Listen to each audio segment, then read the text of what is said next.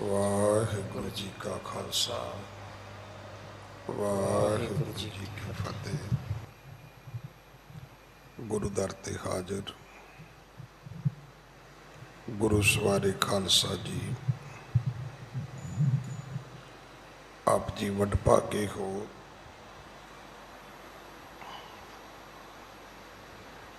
जो 8वें पातशाह बाला प्रीतम सतगुरु जिस डिठै सब दुख जाए, इन्हां अजमतां वडियाइयां दे मालक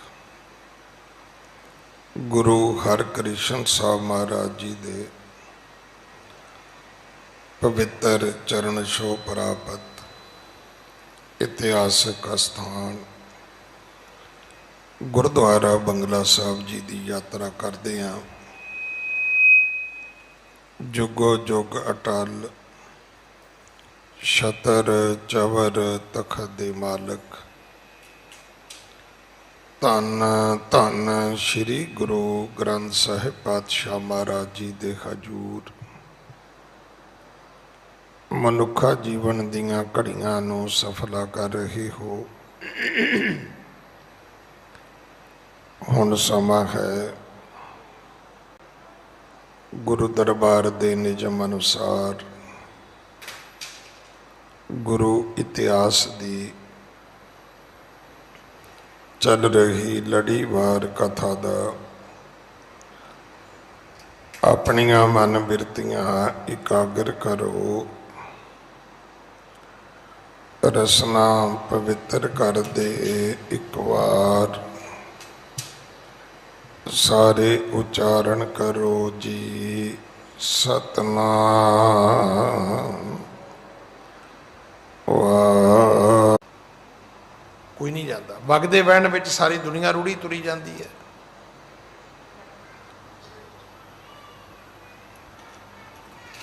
राजा बावरा हो गया,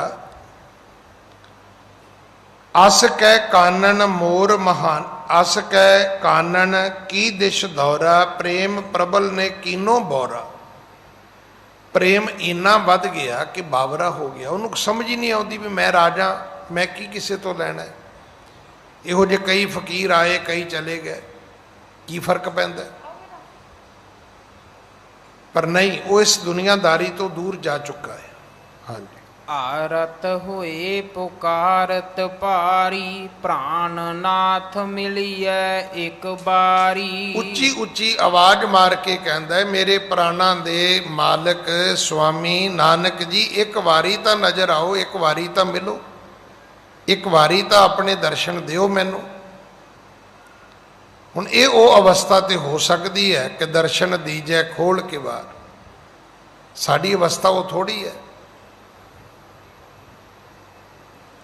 इहो जी अवस्था होंदी है जिथे राज भाग ये सब चीज़ां जिहड़ियां ने छोटियां पिछे रह जांदियां ने। दौर दौर सुध हेत मुकंदा, बूजत बिपट बेहंगण बृंदा। कहंदे पौदियां नूं पुछदा है, बूटियां नूं पुछदा है, दरख्तां नूं पुछदा है, फुल्लां नूं पुछदा है, तुसीं मेरे नानक जी नूं वेखिआ? बावरा ही हो गया, जिवें पागल नहीं हो जाइदा, कमले हो जाइदा, शदाई हो गया। पर यह शदा जिहड़ा है ये वो झल्लियां वाला नहीं है, ये रब दे प्रेमियां वाला है, ये रब दे प्यार वाला सी। दरख्तां नूं पुछदा फिरदा है कि तुसां ने मेरे नानक जी नूं वेखिआ? हाँ जी। गिरवार सरवर हवाए कर तीरा, तुम देखे ओह कित गुणी गहीरा। गिरवर सरवर हवै कर तीरा, तुम देखे हो कित गुणी गहीरा।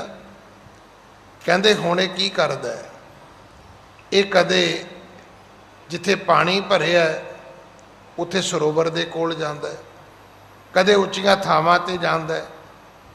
ये जाके उन्हां सारियां नूं पुछदा है कि की तुसां ने गुणां दे गहीर गुरु जी नूं तुसीं वेखिआ? ਕਦੇ ਪੰਛੀਆਂ ਨੂੰ ਪੁੱਛਦਾ ਹੈ, ਕਦੇ ਬ੍ਰਿਕਸ਼ਾਂ ਨੂੰ ਪੁੱਛਦਾ ਹੈ। ਹਾਂਜੀ, ਬਿਕੁਲ ਬਚਨ ਬੋਲਤ ਬਣ ਮਾਹੀ, ਕਿਹ ਅਸਥਾਨ ਬਿਲੋਕੇ ਨਾਹੀ।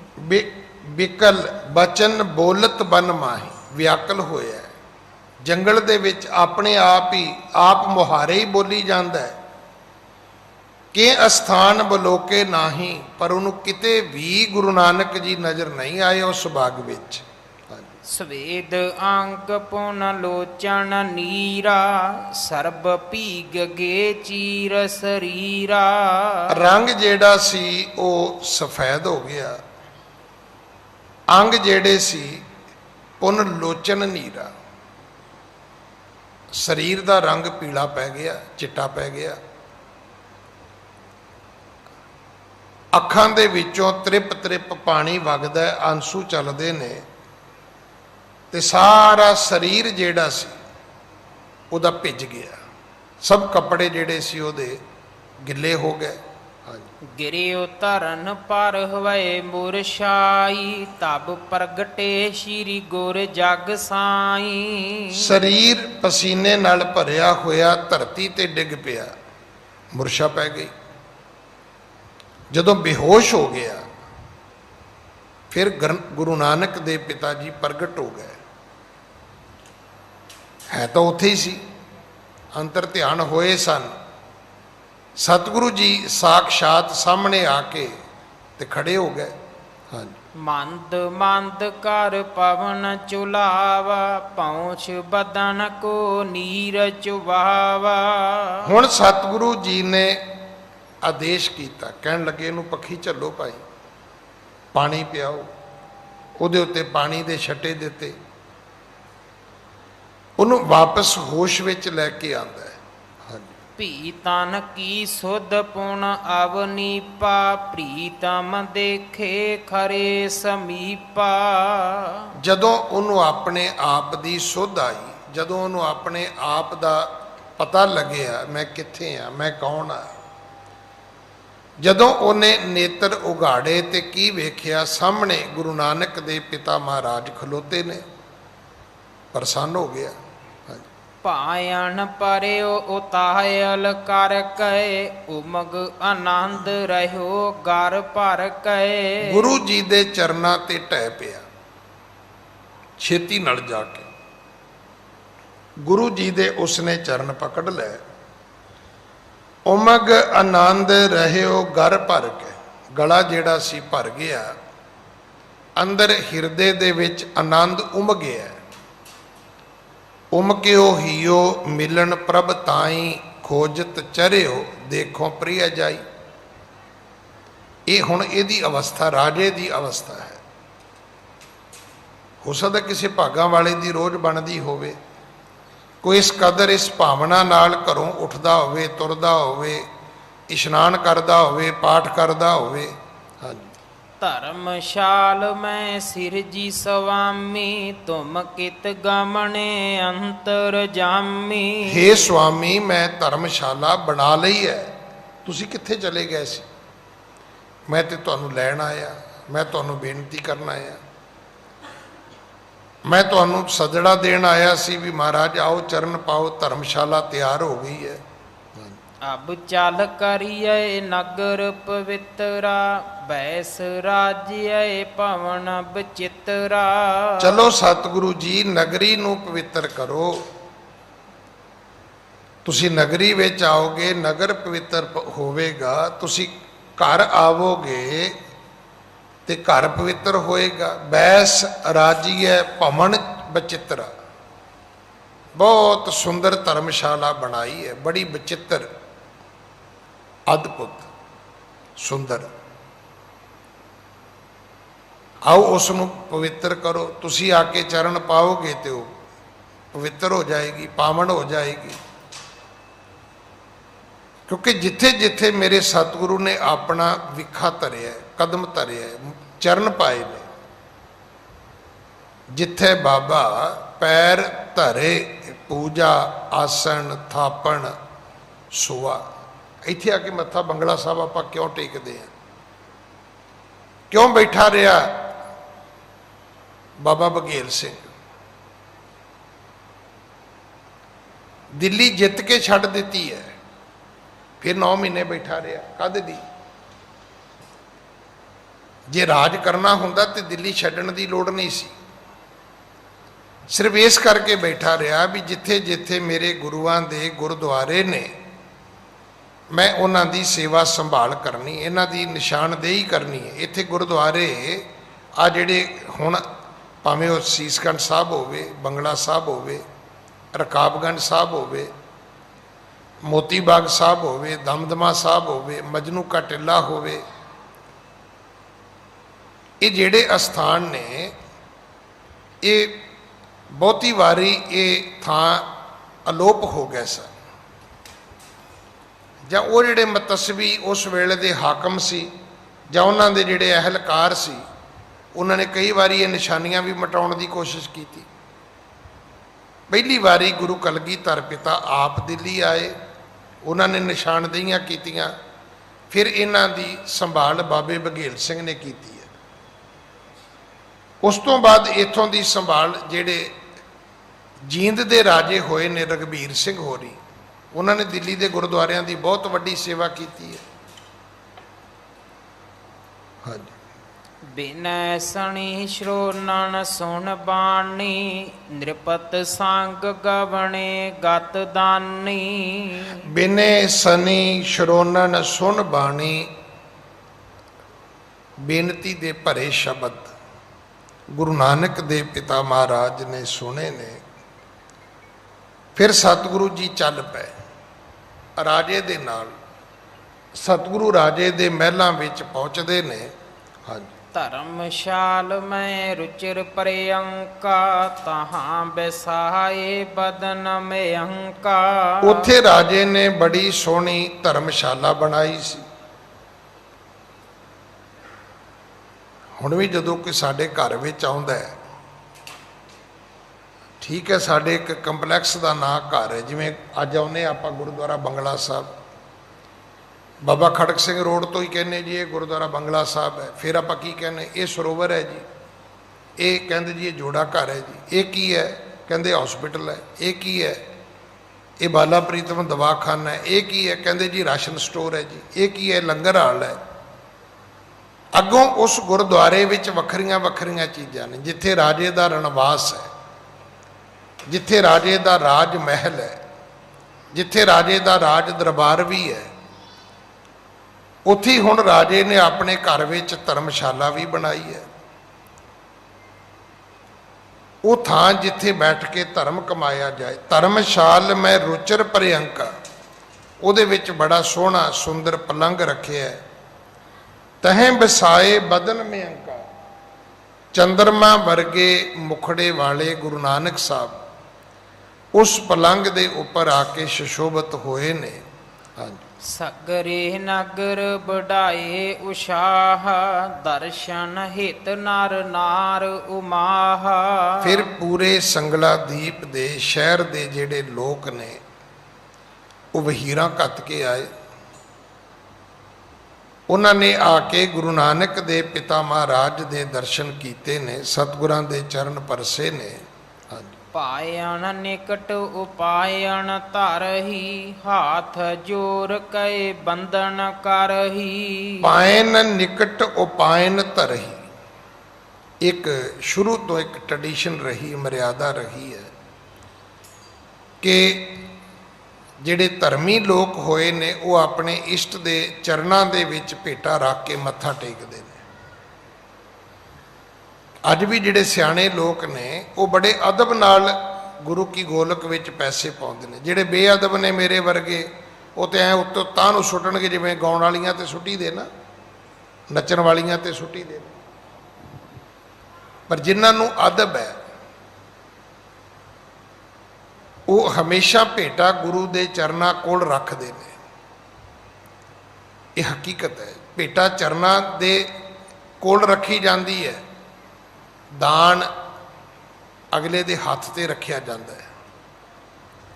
ਜਿਹੜੀ ਚੀਜ਼ ਅਗਲੇ ਦੇ ਹੱਥ ਤੇ ਰੱਖੀ ਜਾਏ ਉਹ ਜਾਂ ਤੇ ਤੁਹਾਡੇ ਵੱਲੋਂ ਦਿੱਤੀ ਸੁਗਾਤ ਹੈ, ਗਿਫਟ ਹੈ, ਜਾਂ ਦਾਨ ਹੈ। ਜਿਹੜੀ ਚੀਜ਼ ਤੁਸੀਂ ਕਿਸੇ ਦੇ ਪੈਰਾਂ ਵਿੱਚ ਰੱਖਦੇ ਹੋ ਉਹ ਨਾ ਤੇ ਗਿਫਟ ਹੋ ਸਕਦੀ ਹੈ, ਉਹ ਭੇਟਾ ਹੈ, ਉਹ ਦਾਨ ਨਹੀਂ ਹੋ ਸਕਦਾ।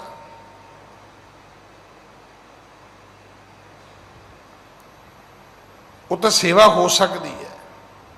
ਇਹਨਾਂ ਲੋਕਾਂ ਨੇ ਆ ਕੇ ਗੁਰੂ ਦੇ ਚਰਨਾਂ ਦੇ ਕੋਲ ਮਾਇਆ ਰੱਖੀ ਹੈ, ਪਦਾਰਥ ਰੱਖੇ ਨੇ, ਤੇ ਹੱਥ ਜੋੜ ਕੇ ਗੁਰੂ ਜੀ ਨੂੰ ਮੱਥਾ ਟੇਕਣਾ ਕੀਤਾ ਹੈ, ਨਮਸਕਾਰ ਕੀਤੀ ਹੈ। ਹਾਂਜੀ। ਮੰਜਲ ਫੂਲਣ ਅੰਜੁਲ ਡਾਰੈ, ਚਰਚੈ ਚੰਦਨ ਧੂਪ ਤੁਖਾਰੈ। ਬੜੇ ਬੜੇ ਸੋਹਣੇ ਉਜਲ ਫੁੱਲ ਲੈ ਕੇ ਇਹ ਲੋਕ ਆਏ ਨੇ, ਬੁੱਕ ਭਰ ਭਰ ਕੇ, ਅੰਜਲੀਆਂ ਭਰ ਭਰ ਕੇ ਇਹਨਾਂ ਨੇ ਸਤਿਗੁਰਾਂ ਤੋਂ ਫੁੱਲਾਂ ਦੀ ਵਰਖਾ ਵੀ ਕੀਤੀ ਹੈ ਤੇ ਗੁਰੂ ਦੇ ਚਰਨਾਂ ਵਿੱਚ ਫੁੱਲ ਭੇਟਾ ਵੀ ਕੀਤੇ ਨੇ। ਹਾਂਜੀ। ਅਤ ਉਤਸ਼ਵ ਸੋ ਪੂਰਨ ਭਾ ਪੂਰਨ, ਕੀਰਤ ਪਸਰੀ ਪਾਵਨ ਰੂਰਨ। ਇਦਾਂ ਦੇ ਉਤਸਵ ਦੇ ਨਾਲ, ਇਦਾਂ ਦੇ ਉਤਸ਼ਾਹ ਦੇ ਨਾਲ ਪੂਰੀ ਨਗਰੀ ਭਰ ਗਈ। ਹਰ ਪਾਸੇ ਖੁਸ਼ੀ ਹੈ, ਚਾਅ ਹੈ, ਕਿਉਂਕਿ ਇਹ ਗੱਲ ਮੰਨ ਲੈਣੀ ਕਿ ਜਿਹੜਾ ਧਰਮ ਰਾਜੇ ਦਾ ਹੁੰਦਾ ਹੈ ਨਾ, ਅੱਧੀ ਪ੍ਰਜਾ ਦਾ ਧਰਮ ਉਹ ਆਪਣੇ ਆਪ ਹੀ ਹੋ ਜਾਂਦਾ ਹੈ। ਔਰ ਇਹ ਵੀ ਹਕੀਕਤ ਹੈ, ਜਿਹੜਾ ਇਦਾਂ ਦਾ ਧਰਮ ਹੁੰਦਾ ਉਹ ਰਾਜੇ ਦੇ ਨਾਲ ਹੀ ਚਲਾ ਜਾਂਦਾ ਹੈ। ਇਹ ਵੀ ਚੇਤਾ ਰੱਖਣਾ। ਅੱਜ ਕੋਈ ਰਾਜਾ ਗੱਦੀ ਤੇ ਬੈਠਾ, ਜਿੱਦਾਂ ਦੇ ਕੱਪੜੇ ਪਾਉਣਗੇ ਬੜੇ ਲੋਕਾਂ ਨੇ ਪਾ ਲੈਣੇ ਨੇ, ਤੇ ਜਿੱਦਣ ਉਹ ਉਤਰਿਆ ਉਹ ਰਾਜਾ ਆਪਣੇ ਘਰ ਤੇ ਕੱਪੜੇ ਆਪਣੇ ਘਰ, ਜਿਹੜਾ ਨਵਾਂ ਰਾਜਾ ਬੈਠਾ ਲੋਕਾਂ ਨੇ ਫਿਰ ਉਹਦੇ ਵਰਗੇ ਕੱਪੜੇ ਪਾ ਲੈਣੇ ਨੇ। ਪੂਰੀ ਨਗਰੀ ਦੇ ਵਿੱਚ ਉਤਸਵ ਸੀ।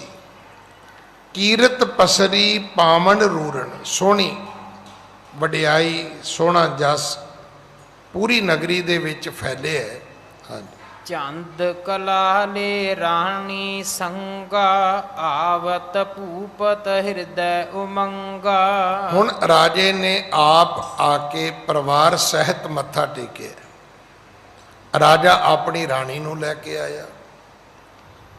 ਰਾਜੇ ਦੀ ਰਾਣੀ ਦਾ ਨਾਂ ਹੈ ਚੰਦ ਕਲਾ, ਇਹ ਉਹਦੀ ਵਹੁਟੀ ਦਾ ਨਾਂ ਹੈ, ਉਹਦੀ ਪਤਨੀ ਦਾ ਨਾਂ ਹੈ। ਹਾਂਜੀ। ਪੂਜਾ ਕੀਨ ਖੋੜਸ ਪ੍ਰਕਾਰਾ, ਕੰਚਨ ਥਾਰ ਹਾਥ ਨਿਜ ਤਾਰਾ। ਹੁਣ ਇਹ ਸ਼ਬਦ ਜਿਹੜਾ ਹੈ ਇੱਕ ਸਮਝਣ ਦੀ ਲੋੜ ਹੈ। ਜੇ ਕਿਸੇ ਨੂੰ ਕਿਹਾ ਵੀ ਇਹਦੇ ਕੋਲ ਸਾਰੀਆਂ ਸ਼ਕਤੀਆਂ ਨੇ, ਕਹਿ ਦਿੱਤਾ ਜੀ 16 ਕਲਾ ਸੰਪੂਰਨ ਹੈ। ਜੇ ਕਹਿਤਾ ਵੀ ਇਹਨੇ ਹਰ ਪ੍ਰਕਾਰ ਦਾ ਸ਼ਿੰਗਾਰ ਕੀਤਾ ਤੇ ਕਹਿ ਦਿੱਤਾ ਜੀ ਇਹਨੇ 16 ਸ਼ਿੰਗਾਰ ਕੀਤੇ ਨੇ। ਹੁਣ ਹਰ ਪ੍ਰਕਾਰ ਦੀ ਪੂਜਾ ਕਹਿਣ ਲੱਗੇ ਰਾਜੇ ਨੇ ਖੋੜਸ ਪ੍ਰਕਾਰਾ ਪੂਜਾ ਕੀਤੀ ਹੈ, 16 ਤਰੀਕਿਆਂ ਨਾਲ ਆ ਕੇ ਗੁਰੂ ਨਾਨਕ ਦੇ ਪਿਤਾ ਮਹਾਰਾਜ ਦਾ ਪੂਜਨ ਕੀਤਾ। ਪੂਜਾ ਕੀਨ ਖੋੜਸ ਪ੍ਰਕਾਰਾ, ਕੰਚਨ ਥਾਰ ਹਾਥ ਨਿਜ ਧਾਰਾ। ਸੋਨੇ ਦੇ ਥਾਲ ਰਾਜੇ ਰਾਣੀ ਨੇ ਆਪਣੇ ਹੱਥਾਂ ਵਿੱਚ ਚੁੱਕੇ ਹੋਏ ਸਨ। ਹਾਂਜੀ। ਜੈ ਜੈ ਧੁਨ ਧਰਮਸ਼ਾਲਾ ਪੂਰੀ, ਹੋਏ ਦੀਨ ਬਿਨਤੀ ਕਹਿ ਰੂਰੀ। ਹਰ ਪਾਸੇ ਜੈ ਜੈਕਾਰ ਹੈ, ਹਰ ਪਾਸੇ ਜੈ ਜੈ ਦੀਆਂ ਧੁਨੀਆਂ ਨੇ, ਕਿਉਂਕਿ ਉਹ ਲੋਕ ਵਾਸਤਵ ਦੇ ਵਿੱਚ ਸਨਾਤਨ ਮਤੀ ਸਨ। ਅਜੇ ਤੱਕ ਉਹਨਾਂ ਨੂੰ ਗੁਰੂ ਨਾਨਕ ਦੀ ਮੱਤ ਮਰਿਆਦਾ ਦਾ ਅਜੇ ਪੂਰਾ ਗਿਆਨ ਪ੍ਰਾਪਤ ਨਹੀਂ ਹੋਇਆ, ਤੇ ਉਹ ਆਪਣੇ ਤਰੀਕੇ ਨਾਲ ਕਰਦੇ ਨੇ। ਹੁਣ ਵੇਖੋ ਨਾ, ਇੱਕ ਮੁਸਲਮਾਨ ਆਦਮੀ ਆਏਗਾ, ਕੋਈ ਹਿੰਦੂ ਆਦਮੀ ਗੁਰਦੁਆਰੇ ਆਏਗਾ, ਕੋਈ ਕ੍ਰਿਸਚਨ ਗੁਰਦੁਆਰੇ ਆਏਗਾ, ਤੇ ਉਹ ਅਗਰ ਉਹਨੂੰ ਕਹੋਗੇ ਤੁਸੀਂ ਇੱਥੇ ਮੱਥਾ ਟੇਕ, ਤਾਂ ਮੱਥਾ ਟੇਕ ਉਹ ਆਪਣੇ ਤਰੀਕੇ ਨਾਲ ਹੀ ਕਰੇਗਾ, ਜਿਵੇਂ ਚਰਚ ਵਾਲੇ ਕਰਦੇ ਨੇ। ਕਦੇ ਇਸ ਮੋਢੇ ਨੂੰ ਹੱਥ ਲਾ ਲਿਆ, ਕਦੇ ਇਸ ਮੋਢੇ ਨੂੰ ਹੱਥ ਲਾ ਲਿਆ। ਹਿੰਦੂ ਵੀਰ ਆਏਗਾ ਉਵੇਂ ਕਰੇਗਾ ਜਿਵੇਂ ਮੰਦਿਰ ਵਿੱਚ ਜਾ ਕੇ ਕਰਦੇ ਨੇ। ਮੁਸਲਮਾਨ ਆਏਗਾ ਉਹ ਗੋਡੇ ਮੂੰਹ 'ਤੇ ਮਾਰ ਕੇ ਬਹਿ ਜਾਏਗਾ ਜਿਵੇਂ ਮਸਜਿਦ ਵਿੱਚ ਕਰਦੇ ਨੇ। ਇਹ ਤਾਂ ਸਾਨੂੰ ਦੱਸਣਾ ਪਏਗਾ ਨਾ ਵੀ ਇਹ ਤੁਹਾਡੀ ਟ੍ਰੈਡੀਸ਼ਨ ਹੈ, ਸਾਡੀ ਇਹ ਨਹੀਂ ਹੈ। ਤੁਹਾਡੀ ਇੱਦਾਂ ਦੀ ਰਹੁ ਰੀਤ ਹੈ, ਸਾਡੀ ਹੋਰ ਤਰੀਕੇ ਦੀ ਹੈ। ਇਸੇ ਕਰਕੇ ਜਿਹੜੇ ਸਿਆਣੇ ਲੋਕ ਹੁੰਦੇ ਨੇ ਉਹ ਪਹਿਲਾਂ ਦੱਸਦੇ ਨੇ। ਹੁਣ ਸਾਡੀ ਗਲਤੀ ਅਸੀਂ ਜਾਣਨਾ ਹੀ ਨਹੀਂ ਚਾਹੁੰਦੇ। ਹੁਣ ਪ੍ਰਧਾਨ ਮੰਤਰੀ ਕੋ ਬਣ ਜਾਏ ਆਜ਼ਾਦੀ ਦਾ ਦੇਣ ਹੋਵੇ ਤੇ ਤੁਸੀਂ ਕੀ ਸੋਚਦੇ ਵੀ ਉਹਨੂੰ ਪਤਾ ਹੁੰਦਾ ਮੈਂ ਕੀ ਕਰਨਾ ਹੈ? ਨਾ, ਬਕਾਇਦਾ ਉਹਨੂੰ ਦੱਸਿਆ ਜਾਂਦਾ ਹੈ ਕਿ ਇੱਦਾਂ ਗੱਡੀ ਆਏਗੀ ਜੀ, ਤੁਸੀਂ ਉਹਦੇ 'ਚ ਬੈਠੋਗੇ ਜੀ, ਫਿਰ ਅਸੀਂ ਬਾਰੀ ਖੋਲਾਂਗੇ ਜੀ, ਤੁਸੀਂ ਉਤਰੋਗੇ ਜੀ, ਫਿਰ ਅੱਗੇ ਫੌਜ ਦੀ ਟੁਕੜੀ ਹੋਏਗੀ ਜੀ, ਉਹ ਤੁਹਾਨੂੰ ਅੱਗੇ ਸਟੇਜ 'ਤੇ ਲੈ ਕੇ ਜਾਏਗੀ ਜੀ, ਫਿਰ ਉੱਥੋਂ ਝਾਕੀਆਂ ਲੰਘਣਗੀਆਂ ਜੀ, ਉਹ ਤੁਹਾਨੂੰ ਸਲੂਟ ਕਰਨਗੇ ਜੀ, ਫਿਰ ਤੁਸੀਂ ਵੀ ਅੱਗੋਂ ਸਲੂਟ ਕਰਨੀ ਹੈ ਜੀ। ਸਾਰਾ ਕੁਝ ਪਤਾ ਤਾਂ ਨਹੀਂ ਹੁੰਦਾ, ਸਿੱਖਣਾ ਪੈਂਦਾ। ਜਿਹੜੇ ਸਿਆਣੇ ਲੋਕ ਹੁੰਦੇ ਨੇ ਉਹ ਗੁਰਦੁਆਰੇ ਆਉਣਗੇ, ਪਹਿਲੀ ਇੱਕੋ ਗੱਲ ਕਹਿਣਗੇ, ਭਾਈ ਸਾਹਿਬ ਮਰਿਆਦਾ ਦੱਸ ਦੇਣਾ, ਕੋਈ ਮੇਰੇ ਕੋਲੋਂ ਗਲਤੀ ਨਾ ਹੋਵੇ। ਕਿਉਂਕਿ ਜੇ ਉਹਨੂੰ ਪੂਜਾ ਮਾਨਤਾ ਆਉਂਦੀ ਹੋਏਗੀ ਤਾਂ ਆਪਣੇ ਧਰਮ ਦੇ ਮੁਤਾਬਕ ਆਉਂਦੀ ਹੋਏਗੀ, ਤੁਹਾਡੇ ਧਰਮ ਦੇ ਮੁਤਾਬਕ ਨਹੀਂ ਆਉਂਦੀ ਹੋਏਗੀ।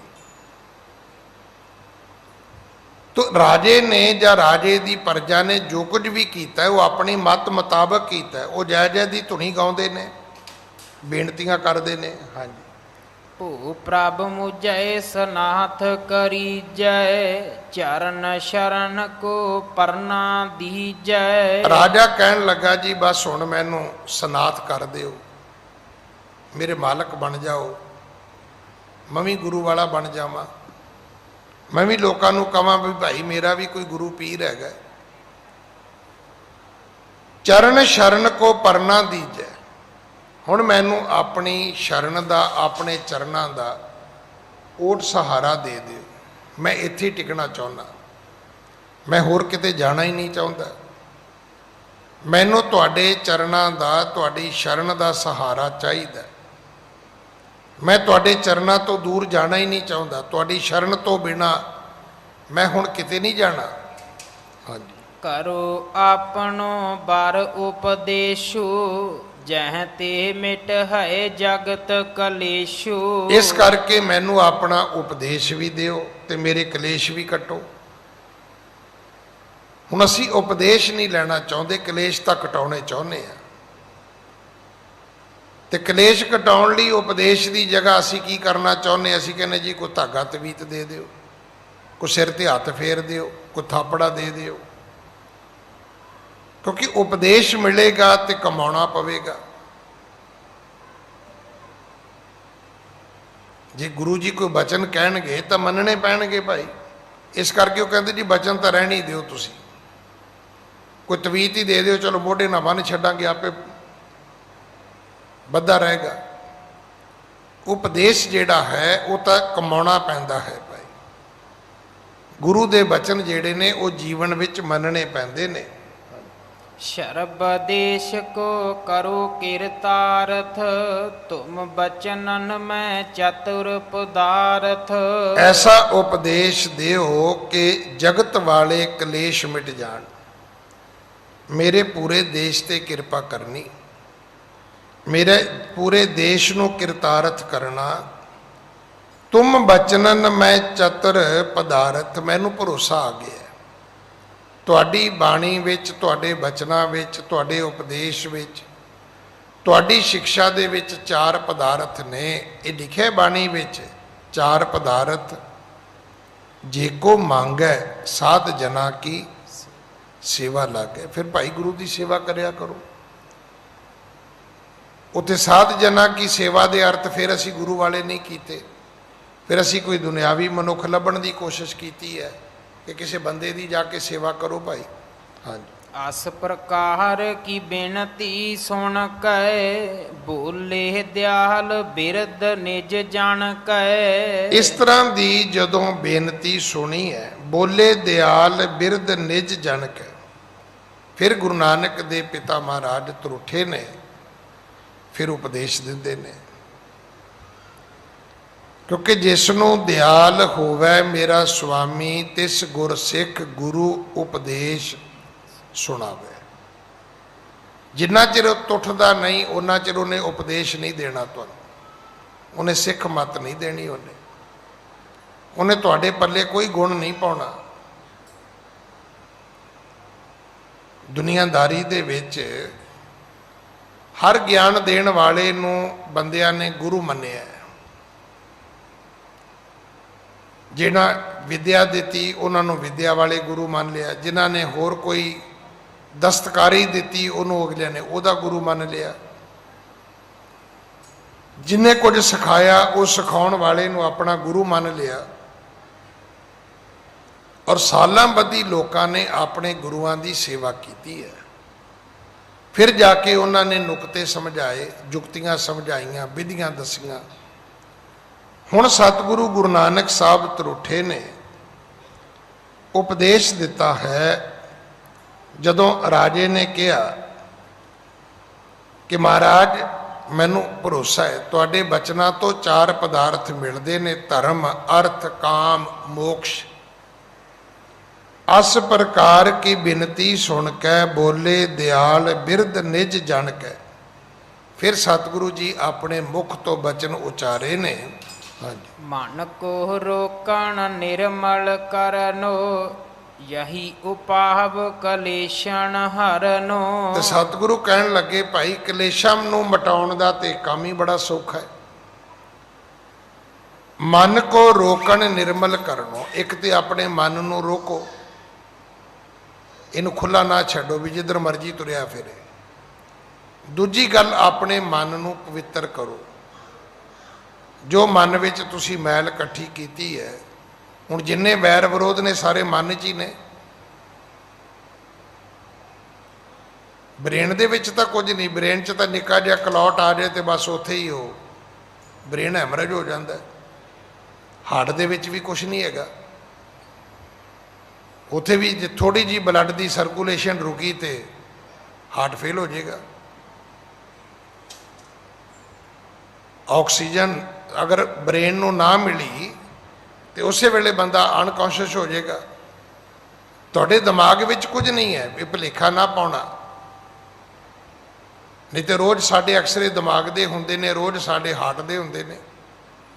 ਹੈ ਉਹਨਾਂ 'ਚ ਕੁਝ, ਕਿਡਨੀਆਂ 'ਚ ਹੈਗਾ ਕੁਝ, ਲੀਵਰ 'ਚ ਹੈਗਾ ਕੁਝ ਨਾ। ਇਹੋ ਜਿਹੀਆਂ ਚੀਜ਼ਾਂ ਉੱਥੋਂ ਅੱਜ ਤੱਕ ਕਦੇ ਡਾਕਟਰਾਂ ਨੂੰ ਮਿਲੀਆਂ ਹੀ ਨਹੀਂ ਭਾਈ। ਇਹ ਸਾਰੀਆਂ ਚੀਜ਼ਾਂ ਬੰਦਿਆ ਤੇਰੇ ਮਨ ਵਿੱਚ ਨੇ। ਇਸ ਕਰਕੇ ਸਤਿਗੁਰੂ ਕਹਿਣ ਲੱਗੇ 2 ਕੰਮ ਕਰ, ਇੱਕ ਮਨ ਨੂੰ ਰੋਕ, ਦੂਜਾ ਆਪਣੇ ਮਨ ਨੂੰ ਪਵਿੱਤਰ ਕਰ। ਮਨ ਕੋ ਰੋਕਣ ਨਿਰਮਲ ਕਰਨੋ, ਯਹੀ ਉਪਾਵ ਕਲੇਸ਼ਨ ਹਰਨੋ। ਇਹਦੇ ਨਾਲ ਤੇਰੇ ਸਾਰੇ ਕਲੇਸ਼ ਮਿਟ ਜਾਣਗੇ, ਸਾਰੇ ਦੁੱਖ ਮਿਟ ਜਾਣਗੇ, ਸਾਰੇ ਝਗੜੇ ਮਿਟ ਜਾਣਗੇ, ਸਾਰੇ ਪਾਪ ਸੰਤਾਪ ਮਿਟ ਜਾਣਗੇ। ਜੇ ਮਨ ਹੀ ਪਵਿੱਤਰ ਹੈ ਤੇ ਫਿਰ ਖੋਟ ਕਿੱਥੇ ਹੈ, ਮੈਲ ਕਿੱਥੇ ਹੈ, ਮੁਲੰਮਾ ਕਿੱਥੇ ਹੈ, ਈਰਖਾ ਵੈਰ ਵਿਰੋਧ ਕਿੱਥੇ ਹੈ? ਕਿਤੇ ਵੀ ਨਹੀਂ ਹੋਏਗਾ। ਪਵਿੱਤਰ ਮਨ 'ਚ ਇਹ ਚੀਜ਼ਾਂ ਨਹੀਂ ਹੁੰਦੀਆਂ। ਹਾਂਜੀ, ਤਾਂ ਕੀ ਜਾਨੋ ਹੈ ਬਿਦ ਦੋ, ਬੇਦ ਸੰਤ ਪੁਨ ਭਾਖਤ ਸੋਊ। ਇਹ 2 ਕੰਮ ਨੇ ਤੇ ਇਹਦੇ ਤਰੀਕੇ ਵੀ 2 ਨੇ। ਮਨ ਨੂੰ ਰੋਕਣਾ ਤੇ ਮਨ ਨੂੰ ਨਿਰਮਲ ਕਰਨਾ, ਪਵਿੱਤਰ ਕਰਨਾ। ਸੰਤਾਂ ਨੇ ਤੇ ਧਰਮ ਗ੍ਰੰਥਾਂ ਨੇ ਦੱਸਿਆ ਇਹ 2 ਤਰੀਕਿਆਂ ਨਾਲ ਮਨ ਰੋਕਿਆ ਜਾ ਸਕਦਾ ਹੈ, 2 ਤਰੀਕੇ ਨੇ ਮਨ ਪਵਿੱਤਰ ਕੀਤਾ ਜਾ ਸਕਦਾ ਹੈ। ਹਾਂਜੀ, ਜੋ ਹੋਵੈ ਤੁਝ ਪਾਸ ਸੁਖਾਰੋ, ਸੋ ਕਰੀਐ ਨੀਕੇ ਨਿਰਤਾਰੋ। ਹਾਂ, ਇਹ ਤੇਰੇ ਲਈ ਮਰਜ਼ੀ ਹੈ। ਦੋਵਾਂ ਦੇ ਵਿੱਚੋਂ ਜਿਹੜਾ ਮਰਜ਼ੀ ਰਸਤਾ ਲੈ ਲੈ। ਦੋਵਾਂ ਰਸਤਿਆਂ ਦੇ ਨਾਲ ਮਨ ਰੁਕ ਵੀ ਜਾਏਗਾ, ਮਨ ਪਵਿੱਤਰ ਵੀ ਹੋ ਜਾਏਗਾ। 2 ਤਰੀਕੇ ਨੇ। ਫਿਰ ਰਾਜਾ ਕਹਿਣ ਲੱਗਾ ਜੀ ਦੋਵੇਂ ਸਮਝਾਓ। ਦੇਖੋ ਨਾ, ਜੇ ਅਗਰ ਆਪਸ਼ਨ ਹੋਵੇ ਕਿ ਭਾਈ ਤੁਸੀਂ ਆ ਵੀ ਕਰ ਸਕਦੇ ਹੋ ਤੇ ਆ ਵੀ ਕਰ ਸਕਦੇ ਹੋ, ਤੇ ਫਿਰ ਆਪਾਂ ਪੁੱਛਾਂਗੇ ਤੇ ਸਹੀ ਨਾ ਮਹਾਰਾਜ ਫਿਰ ਦੱਸੋ, ਉਹਦੇ 'ਚੋਂ ਇੱਕ ਚੂਜ਼ ਕਰ ਲਾਂਗੇ, ਇੱਕ ਲੈ ਲਵਾਂਗੇ, ਇੱਕ ਛੱਡ ਦਿਆਂਗੇ। ਫਿਰ ਉੱਥੇ ਸਤਿਗੁਰੂ ਜੀ ਨੇ ਅਧਿਆਤਮਕਤਾ ਸਮਝਾਈ ਹੈ ਕਿ ਮਨ ਨੂੰ ਰੋਕਣਾ ਕਿਵੇਂ ਹੈ ਤੇ ਮਨ ਨੂੰ ਪਵਿੱਤਰ ਕਿਵੇਂ ਕਰਨਾ ਹੈ। ਸਮਾਂ ਸਮਾਪਤ ਹੈ, ਸਤਿਗੁਰੂ ਕਿਰਪਾ ਕਰਨ। ਅਗਲੀ ਕਥਾ ਆਪਾਂ ਕੱਲ੍ਹ ਗੁਰੂ ਕੀ ਗੋਦ ਵਿੱਚ ਬੈਠ ਕੇ ਸੁਣੀਏ। ਭੁੱਲਾਂ ਬਖਸ਼ੋ ਜੀ, ਫਤਿਹ ਬੁਲਾਓ। ਵਾਹਿਗੁਰੂ ਜੀ ਕਾ ਖਾਲਸਾ, ਵਾਹਿਗੁਰੂ ਜੀ ਕੀ ਫਤਿਹ।